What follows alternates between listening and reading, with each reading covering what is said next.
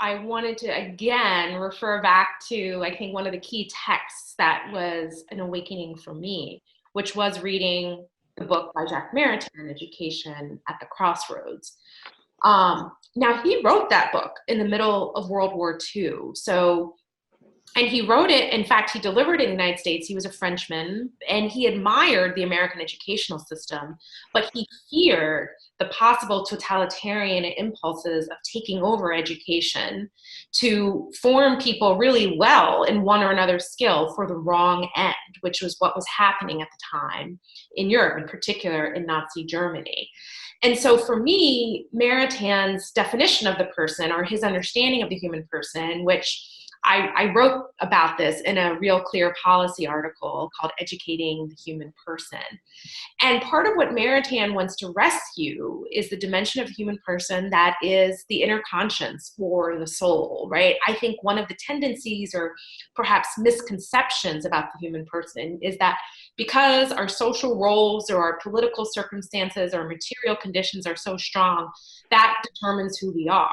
And, you know, Maritain says really strongly, no, there is an inner core of the person, the soul, the conscience, that might be influenced by the social or political or material context, but can't be reduced to it. Yeah.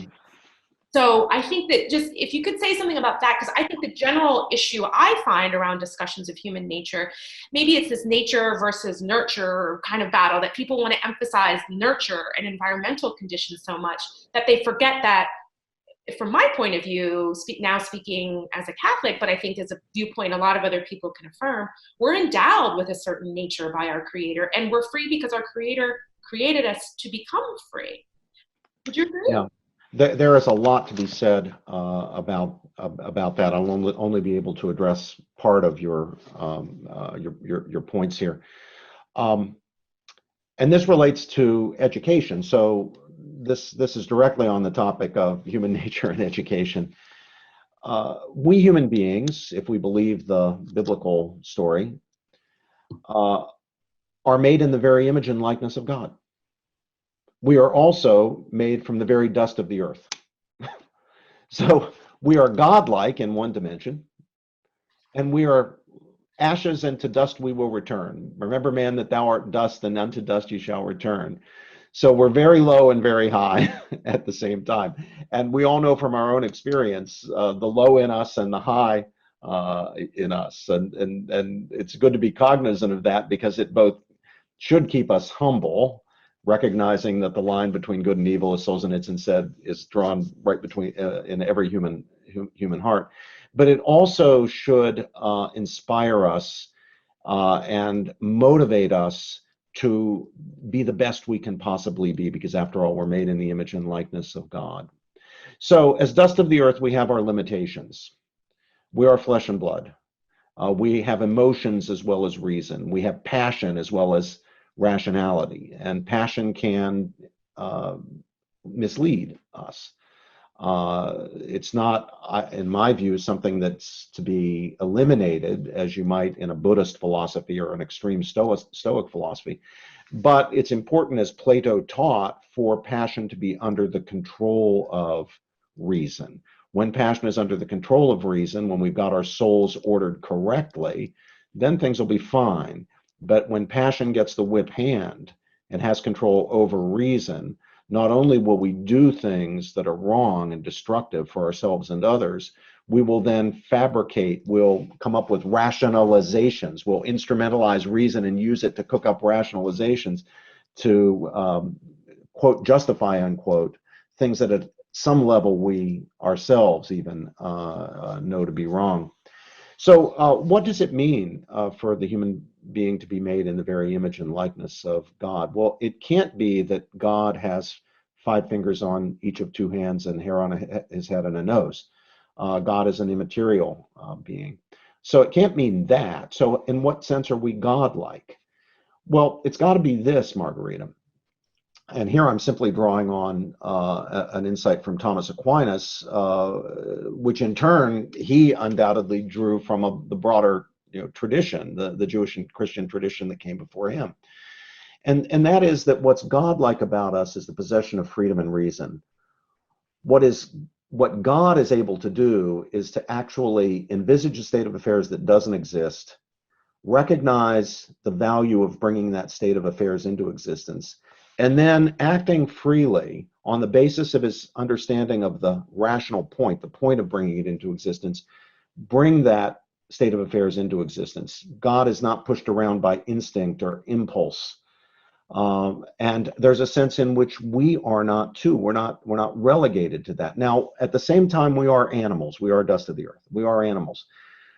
We do have instincts. We do have impulses. We do have emotions. We do have passions. So we're limited in our godlikeness, but nevertheless, we are godlike in the possession of free will and reason, and that enables us, and every teacher needs to take this on board, that enables us to be self-transcending creatures. The only ones we are aware of in the terrestrial world. If they exist on other planets, that's fine. But no one has discovered on this planet another creature besides the human being, Homo sapiens sapiens, who is self-transcending. That is a creature who has freedom and reason, not merely in the sense that you can teach him 80 words, or even in the sense, which is distinctively human, that you can develop syntactical languages, but that you can deliberate between options for choice. You can understand the reasons undergirding the competing options. You can choose, not on the basis of impulse or instinct, but on the basis of judgment, rational judgment, what I ought to do, what I ought to opt for between those competing possibilities. We are able to transcend the material aspects of ourselves, our own animality.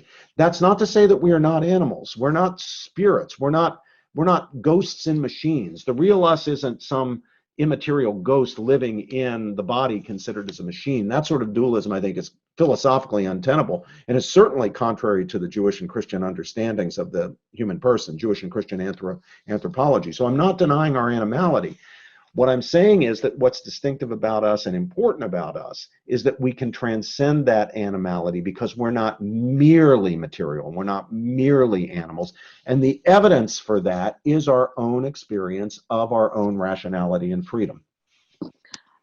Robbie, that was fantastic. And it sets us up, I think, for another really important question, which is, what does this kind of education look like in practice? But if I could pull out momentarily what I think are the key points that you were saying, you just summarized for us brilliantly in less than 5 minutes a lot of debates in philosophy about the human person. And what I understood you to be saying is that the human person understood as created in the image of God, the Judeo-Christian understanding, the biblical vision of the person, as you said, we're made for great things, but we're pulled down as well by passions that, when not rightly ordered, can take us away from our true ends. But you also said, I think brilliantly, that we have freedom and we have reason.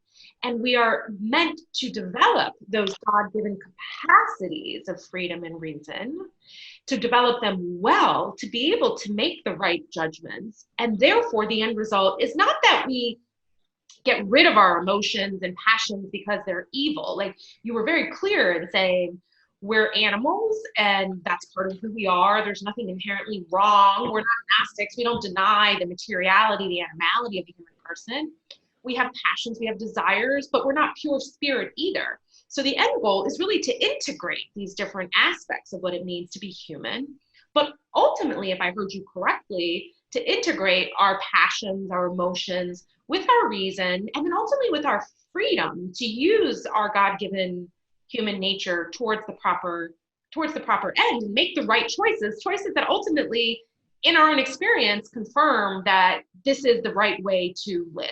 Is that a fair summary of what you've just said? It's a very fair summary. And now let me just add something to it. The other thing we have to appreciate as an implication of all that our freedom and our reason means that we, as free and rational, are also responsible. We are under judgment. We are responsible for our actions. Tigers and lions are not responsible for what they do. They lack freedom and reason. They cannot do other than what they do. They are not self-transcending. So we don't criticize a lion for chasing down and killing a gazelle, or even chasing down and killing another lion in some sort of territorial fight or something like that. We don't criticize a squirrel for not storing up enough nuts in the winter. They've got instinct. They're going to do what instinct says. If it turns out to be enough, great. If it turns out not to be enough, well, that's too bad. But we're not going to say, we're not going to write a story about that. We're not going to tell a tale about that. We're not going to, except by a kind of analogy for children, where we're anthropomorphizing the squirrel. We don't blame the squirrel for not being frugal enough, for not being hardworking enough, for not saving up enough acorns. But human beings, we do, because responsibility is simply an implication of rationality and freedom. And so we have moral responsibility. There are moral norms governing our lives. Now, all of this presupposes that freedom and reason are not illusions. There are certainly people philosophically who argue, important philosophers have argued, figures like David Hume from the History of Philosophy, that experience of freedom and reason is or is largely an illusion, that we're animals like other animals. But that's too much of a stretch for me. I think all of us, including Hume himself, when push comes to shove, realize that we are free, that we're not forced to do this or do that in many cases. We have made a decision for which we are responsible to do this or that. We really are self-transcending. And that's the sense in which we say that we human beings, while we are physical, are also spiritual. We have souls and not just bodies. We are body-soul composites. Right. Not just souls. We're not spirits apart from bodies the way angels are. Right. And we're not just bodies. We're not just material without a rational or spiritual soul the way a brute animal is.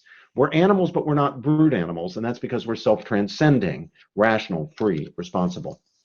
Okay, so two more points you made there, two just key words that you keep coming back to. We're self-transcending beings, and we have responsibility, specifically moral responsibility for how we use our freedom.